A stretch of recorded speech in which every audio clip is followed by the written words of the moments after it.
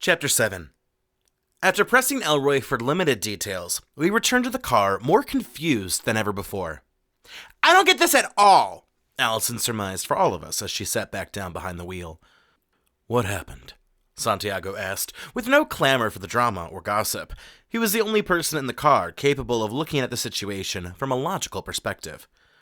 "Well, Larry Elroy told us he's being set up by a cop, but he doesn't know the name of the cop, and his vague description of the cop doesn't rule out anybody. Around 6 feet, white and male." A palpable snort came out of Mariah. "Elroy thinks it's a vendetta, but doesn't know any cops who would have a vendetta against him." "This is ridiculous!" I shouted out. Thankfully, the windows were rolled up so the nearby shopping center didn't hear my frustration. How does he know someone is framing him, but he doesn't know who the guy is? Doesn't it feel like he's hiding something from us? Or maybe he's just too stupid to know what he should know?" Alison added as she scrolled on Taktuk. "So if our killer is a cop, why is he doing this?" Mariah brought forth. "Like, just to be a psychopath?" "But couldn't he just do crazy things in the police force?" Alison's brief moment of sociological theory made some sense.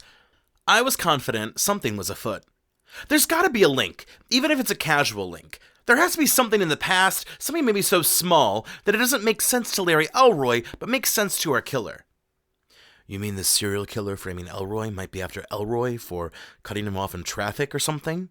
Santiago said with raised eyebrows. "He's after us because of our association with Larry Elroy," I countered. "That's a pretty minor thing to blow up about." "And yet Larry doesn't know anything about this guy?" Santiago looked busy in thought. "We know that he's male," Mariah listed. "He's at least 6 feet tall and muscular." "That's everyone on the CPD except my brother," Alison joked. I put my thinking cap on. We need to find out the reason. There has to be a reason this cop is framing Larry Elroy. The best bet is that it's a vendetta. Not to be mean, but Larry Elroy is a pretty average person. I can't imagine it being anything crazy. Would a police officer just frame someone for fun? The whole car paused as we eyed each other, knowing the potential answer. "Do you think Elroy is hiding something?" Santiago countered. I'll admit, that thought flickered across my mind. I was flipping through said mind what Larry Elroy might be hiding. But what's there to hide? He's being hunted. He needs help to not be hunted. Why would he hide things from us now? This is the time to pull out all the skeletons. Mariah agreed. What is there to hide? And if there is something to hide, is it worth dying over? Elroy didn't hide his B.O., that's for sure, Alison jabbed. We arrived back at the office with takeout. Kathy was gone. She always left strictly at 5 o'clock and refused to stick around unless there was a grade 5 level emergency. Helen noticed our return and came out of her office with hands on her hips and lips so narrow you'd think she had gotten the surgical antithesis of Botox. Am I paying you to play CSI like 6th graders? Helen's blonde hair was as prissy as her voice. Or am I paying you to capture skips, solve crimes, and make me money? We finished, Mariah told Helen as we handed her actual receipts. Ow, fudge. Helen grimaced and began to U-turn back into her office. Great work, everyone. Keep it up. Is there going to be an apology? I asked, but my question was answered with the slam of Helen's door. Should we call it a night? Mariah asked. I'm still crashing at your place, right? Yes, I'll just have to clean my couch before you sleep on it, Alison nodded. Clean the couch? Mariah repeated softly with a scared look in her eye. Relax, I'm just going to spray the couch down with spray. Alison tossed out as if she was moving a pile of clothes off the couch and not wiping mystery fluid with a bleach solution. While I was considering what had occurred on that couch, a shattering sound kicked up behind us. We turned to see that one of the office windows facing Cedar Road now lay in shards. A fat rock had been thrown through the window. Mariah and I turned to the street to see a car speeding away for a quick getaway. Helen ran out of her office and shrieked at the sight of a broken window. No! Not my window! Helen howled like an Irish mother, discovering her son had been captured by the English. We're all okay, thankfully, I chimed. But the window! It sounded like Helen would prefer one of us to break every bone in our body rather than someone break her precious window. Helen got to her knees amongst the shattered glass, as if she was Mary Magdalene and the window was Jesus. Mariah got closer to the rock and exclaimed, There's a note on this rock. I wonder if it's from the serial killer, Alison said with pure speculation. I side-eyed Alison before deciding not to say, "You think?" with pure syrupy sarcasm. "Thanks to you all, I've killed again. I don't recommend you look any further. You're on dangerous waters." Mariah stared up at me. "You killed someone?" Santiago questioned, and Alison appeared stuck on this, like the multiple times she had attempted to solve an easy-level Sudoku puzzle. "But who could it be?" I tried racking my brains, but in my limited defense, there wasn't much to rack. "Oh!" Santiago yelled, the loudest I'd ever heard him. "Mrs. Elroy!" It all clicked into place as we hurried to the parking lot. Santiago dove into his Lexus's driver's seat, and we piled in like a bunch of clowns on the go. Santiago quickly sped up, while Alison called her brother, and Mariah called 911. Better to be over-secured than under-secured. We rolled up to Gerald Street, and Santiago parked so hard that we all jerked forward like we were on the end of a speedy roller coaster. The house looked undisturbed, until you realized the front door was wide open, and there were no lights on in the house. Mariah, Alison, Santiago, and I each pulled out our guns. I wasn't used to using a gun. I was trained, don't get me wrong, and technically, in America, you didn't have to be trained to own a gun. I also have my gun license. And I guess technically in America, you didn't need a license to have a gun in some places. I wasn't really helping my case, was I? I hit up the shooting range once a month, but that didn't mean I was the best shot. My shaky, sweaty hands clutched the gun as if it was a time-traveling portal that was about to explode at any second. Alison, who was a worse shot than me, looked more confident. Her arms were more straight than a sports bar. Alison led the way, quickly running between cover spots. Mrs. Elroy's first floor looked pretty normal, except there was a half-eaten bowl of popcorn in the living room that looked a bit too ominous to me. We climbed the staircase, Santiago covering our backside, while Alison started forward like she was on some gunslinger fashion show. Alison powered into the master bedroom, followed by Mariah, Santiago, and I. We all lowered our guns when we found Mrs. Elroy. She was tied up while seated on a bedroom chair, duct tape splattered across her face. Her eyes were closed, and visible cuts ran down her arms and face. There were 5 bullet holes in her body. A drastic overkill. "Damn," I whispered. "This guy's a monster." In the distance, we could hear the alarms of impending emergency services. Unfortunately, they were too late. After a long night of questions from the police, and once again assuring Larry Elroy's innocence to Anthony and David, I arrived home so late that I didn't even last 10 minutes into my late-night television programming. I rolled in late the following morning, arriving before Mariah and Alison, which meant I could secure myself a cruller donut, and was also responsible for filling in Kathy and Helen on last night's murder. "This is terrible."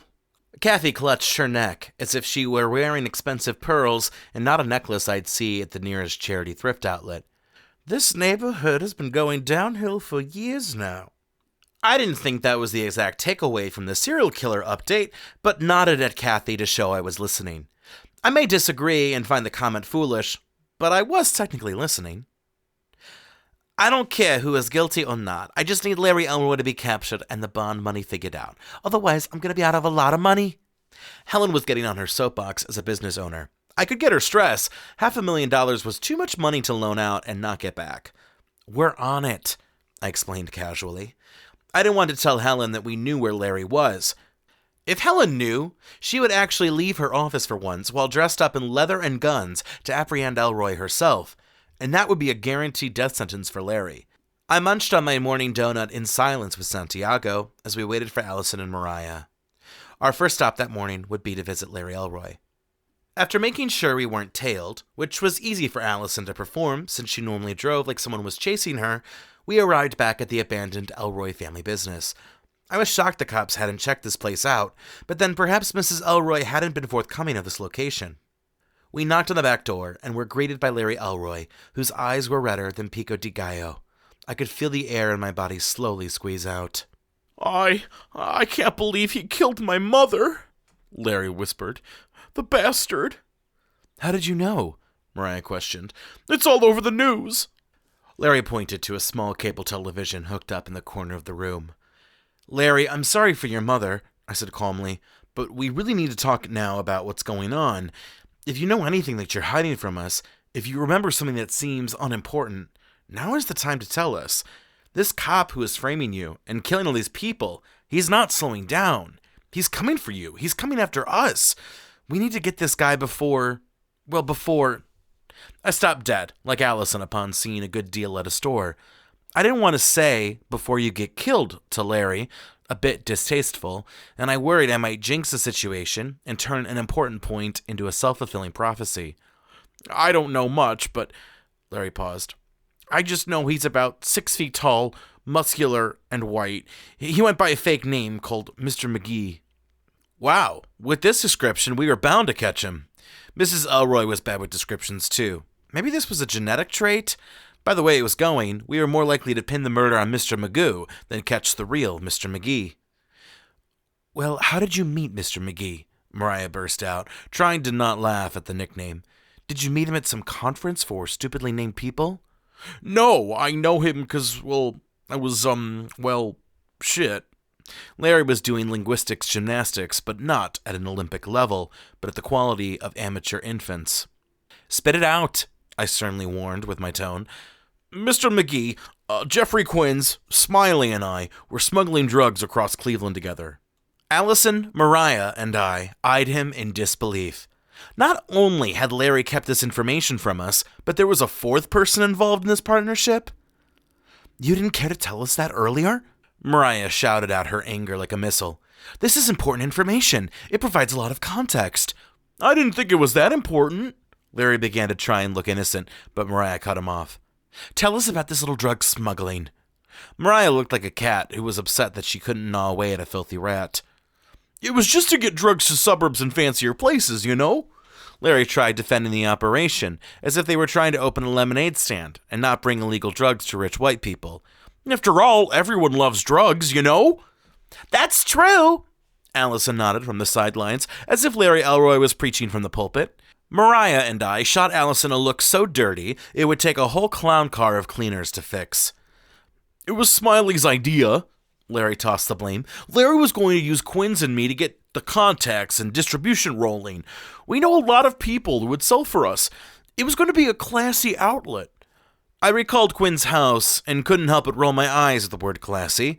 Not to rip on a dead man, but the classiest thing about the place was the paved driveway. Why did you say yes? I was trying to piece this puzzle in real time. You don't seem like the drug dealer type. Quinn's is my best friend and, the money is good, Larry explained. Don't we all just want some quick cash? Alison looked like she was going to interrupt with an affirmative, but one look at Mariah and I, and she let Larry continue on. We figured it was an easy win-win. Quinns and I would pass the drugs off to dealers and private clients and collect the money. The policeman, he was brought on to make sure the cops didn't look into us and stayed off our backs, would give us insider information. It was a real efficient program. Larry spoke about the efficient program like it was a community recycling effort and not a way for the Sally McSusan and Tony Bradsons of Cleveland to get cocaine. Who knew the cop? I bounced back. Quinns met Mr. McGee when he got picked up once. They became buddy-buddy. Apparently, Mr. McGee liked the idea of getting in on the cash. That was the pebble that eventually became the rock. I wasn't sure if that metaphor worked or not, but I plowed ahead. So what made Mr. McGee turn on you? Things were going great for a while, but Smiley and Quinns wanted to take the money and split. We were doing most of the work. We didn't even need Mr. McGee. And we handled all the finances. Mr. McGee never even knew the exact figures. Smiley and Quinns thought we could just get up and leave with the cash. Maybe set up in Toledo or Youngstown. So far, that last sentence had been the most scandalous part of the story. You have a ton of drug money, and you want to move to Toledo? Or Youngstown? I had all the cash at my place because I lived in the best part of town, Elroy bragged. I don't know how Mr. McGee knew, but I guess he knew he wasn't being paid out properly. He wanted to see the receipts, which nobody had, so he decided that he wanted $200,000. The group told Mr. McGee to kick rocks, but I guess I was the one who got mouthy with him. Told him he was still lucky to still get what he was getting. I should have known there that this was a stupid idea. Mr. McGee has the most dark and evil eyes. I guess he figured if he couldn't get the money, he could at least try and punish me.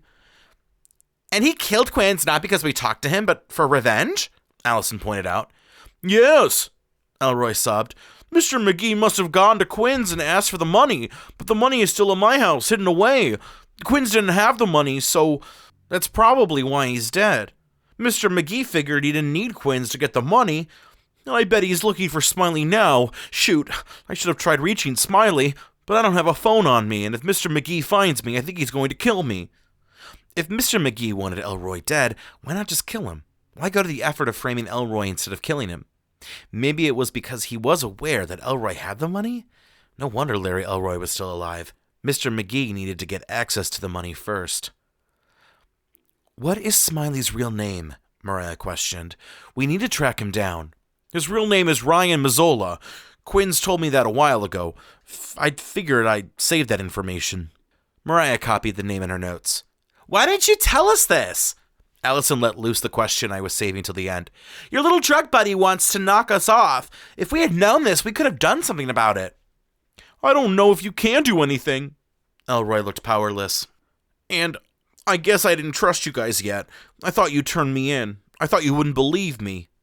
It's hard to believe someone who is intentionally lying to us, Mariah mumbled. I get thinking Alison was a slut and that Matty here is a lovable loser, but did you really think you could pull one over on me? I huffed and puffed in that moment, looking like a cowardly wolf trying to blow a house made out of stone. And how come your neighbor hates you? Alison followed up. Mrs. Doriander is a total bitch, Larry said, as if it was a fact on the level of knowing the sky was blue or that water was wet. He's telling the truth. I nodded so hard my head almost fell off. She is a bitch. I think she hates me because one time she made a spice cake for my wife and I, Larry began, thinking back. I think I made a joke to a neighbor who ratted me out to Doriander because Doriander later confronted me about it. That was the beginning of our tenuous relationship. But her spice cake was so dry that it needed 5 cans of whipped cream to make it resemble a moist pastry. Did somebody say moist? Alison cut out of nowhere, whether for hunger or sexual reasons I couldn't be sure. I heard Doriander makes her pastries for the local homeless shelter, I informed the group, but the pastries are so bad they don't serve them. The shelter figures the unsheltered have enough pain and misery in their life than to be served with Doriander's cooking. So we need to find Smiley. Mariah summarized our next key objective. Unless Mr. McGee is taking care of Smiley. Alison, you need to call Anthony and David and inform them about all of this. We need help if we're going to crack the details and get Mr. McGee. We also need to relocate you, I told Elroy. Mr. McGee might know you're here. I think you should hide out with Alison and Mariah. Sure, Alison shrugged. Mariah and I are watching The Single Kiss tonight. It's about a girl who wants her first kiss with her true love. Suddenly, I was glad there wasn't room for me at Alison's place. I'm sure Santiago didn't even have a television based on his stoic personality. It was probably a bookcase of antiques and books. Okay. Elroy looked as if he was already dreading movie night. Then on Friday, we're going to have a double movie night, Alison elucidated with heavy eyebrow action. We're watching The Boy Who Committed Suicide with Love and Pie Curious. I couldn't help but make fun of them for watching romance movies. I take it that The Boy Who Committed Suicide with Love is not about a boy who dies with emotion, and I'm sure Pie Curious isn't about someone being inquisitorial with pies. Well, kind of. Mariah blushed scarlet. Romance movies went against her normally edgy persona. The Boy Who Committed Suicide with Love is about a harsh breakup and jealousy, but I think he eventually finds himself again. Pie Curious is about a pie baking contest judge who explores his options. Like blueberry versus raspberry? I asked. I think you know what options he's exploring, Mariah snapped. Aren't you supposed to be gay or something? The lack of dating apps and anonymous sex seems to indicate otherwise. We arrived back into the car with Larry Elroy. Santiago was in the driver's seat, and he offered a face of amusement. Bringing him with us? Santiago asked. Safely relocating him. Whatever you say, Matty. Although it might not be safe to stay at this place any longer, eventually someone will come knocking. I finished some paperwork while you were in there. Santiago pointed to the folder on the dashboard, which had been expeditiously worked on. You need to slow down on your work, I spoke under my breath. You'll make the rest of us look lazy. Trust me, he won't have to make us look lazy. We just are. Mariah couldn't help but stare into the back of Alison's head as she said it. Santiago made sure we weren't being tailed, and we placed Larry Elroy into Alison's domicile. We then returned to the car to fill in Santiago on our conversation with Larry Elroy about Mr. McGee and their drug smuggling empire. I have a feeling he is still admitting something. Santiago shook his head. I just don't know what. But what he's told you makes sense. It explains the connection, explains why Mr. McGee wants revenge, why he's on a killing spree. The cop is a dangerous psycho motivated by betrayal and finances. Story of my life, Alison cut in while she was buried in her social media timeline. I returned back to Santiago. But you still think we don't have the full picture? He lied to us once. Why would he bring forth the entire truthful picture? I gulped. Santiago and my experience with men both told me that liars didn't change their habits quickly. We need to find Mr. McGee before he does anything else, I told the group. Alison, did you call your brother? I texted him. Anthony and David are going to do some background checks with the force and limit the suspects. They said they'll come over around dinner time to share news. Anthony told me that we can reward them with dinner. Alison might not have had the most strengths in this business, but having a cop brother to rely on for favors was a top-tier asset. Nobody does anything for free anymore. I sighed, knowing there was a 50% chance I was picking up that dinner bill. We arrived back at Lucky Bonds to find Kathy, the receptionist, engaged in some online shopping. I have a date next weekend, Kathy smiled, and I want him to think I'm sexy. These clothes won't do! Alison jumped in like an emergency services worker watching someone bleed out. Let me show you my favorite site. It's called Buld. Bald? Kathy looked like she was about to descend down a scary roller coaster. No, Buld, like bold. More like bold, pronounced like bullshit. While Alison loaded the homepage of Buld, which looked like the perfect website for drag queens, leather enthusiasts, and spandex fetishists, the front door burst open. We flung our heads around to see Jack Doohickey marching up to us. I don't know who you think you are, Doohickey snapped with a finger raised in Santiago's face. But you are not some wild cowboy free from the law. You are not to raise a hand on me ever again. Do you hear? Then maybe be professional, Santiago said in a cool manner. That got Doohickey fired up even more.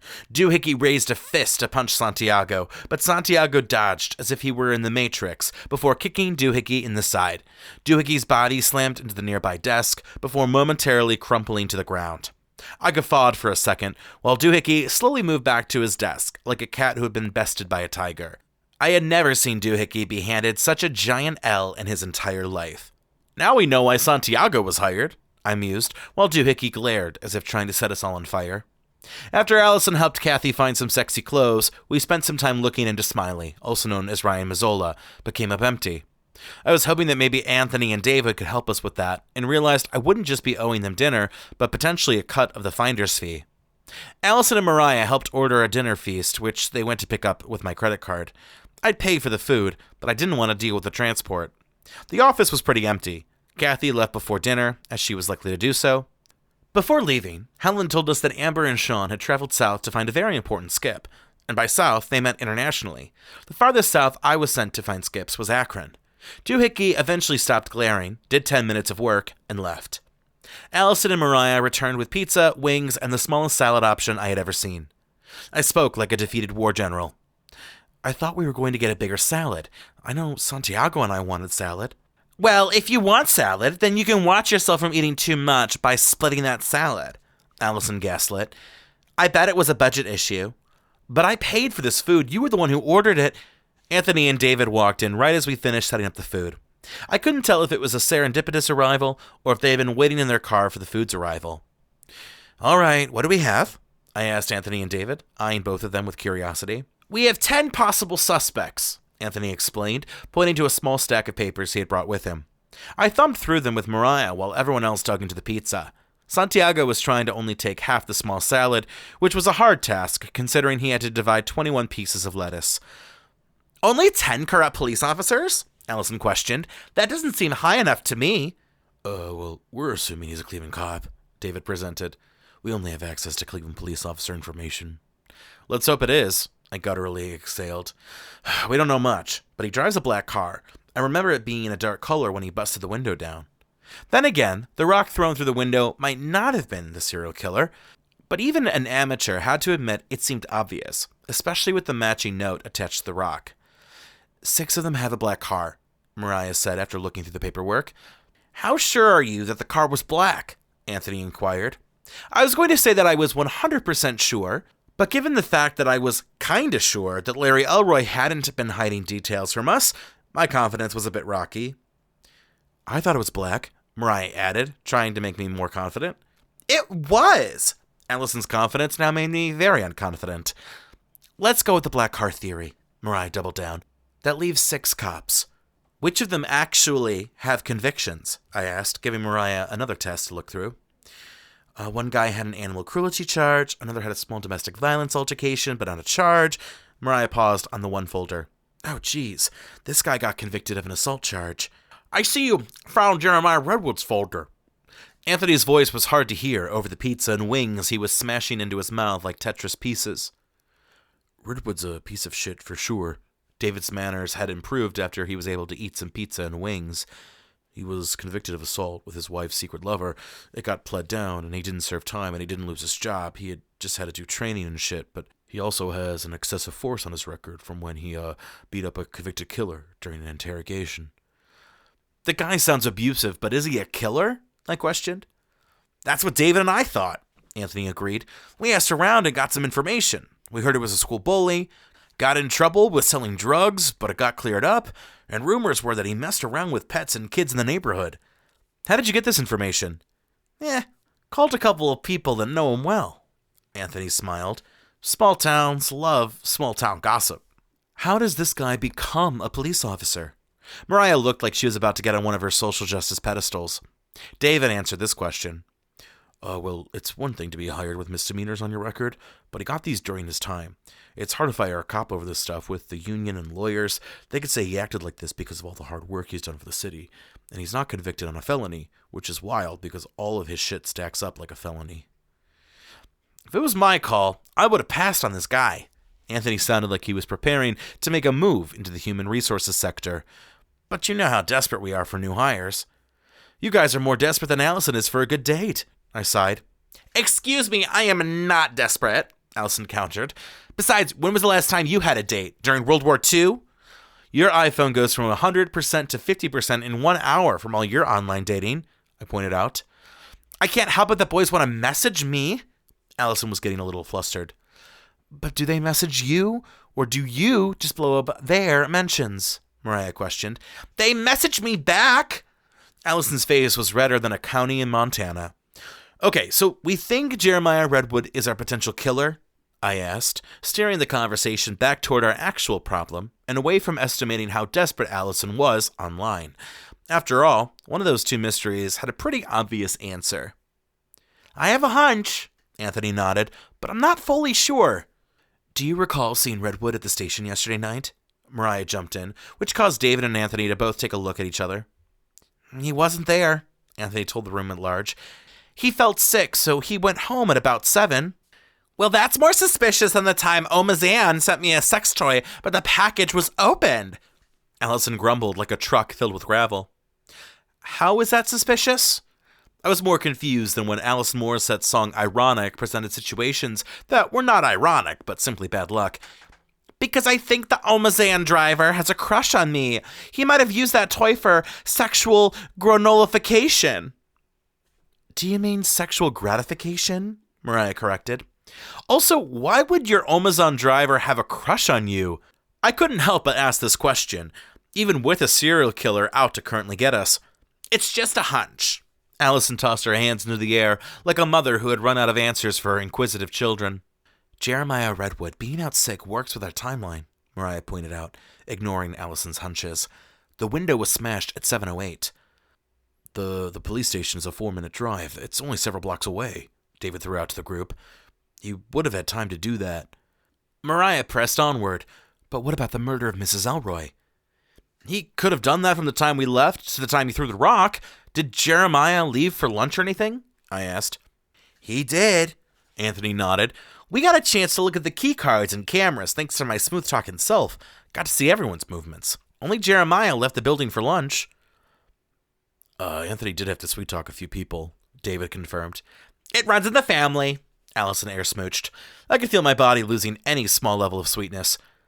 He left at 2 for lunch and came back at around 3. Anthony checked his notes app on his smartphone. Then he left at 5 to get some aspirin and came back at around 5:45. Do you think Jeremiah tortured Mrs. Elroy during his lunch and killed her when he went to get some aspirin? Mariah pushed further as we worked out the timeline. None of the neighbors heard the gunshots, and several neighbors weren't even home, but it makes sense, Anthony added. The autopsy said she died between 4 and 6 p.m. I think he killed her during the aspirin run for sure.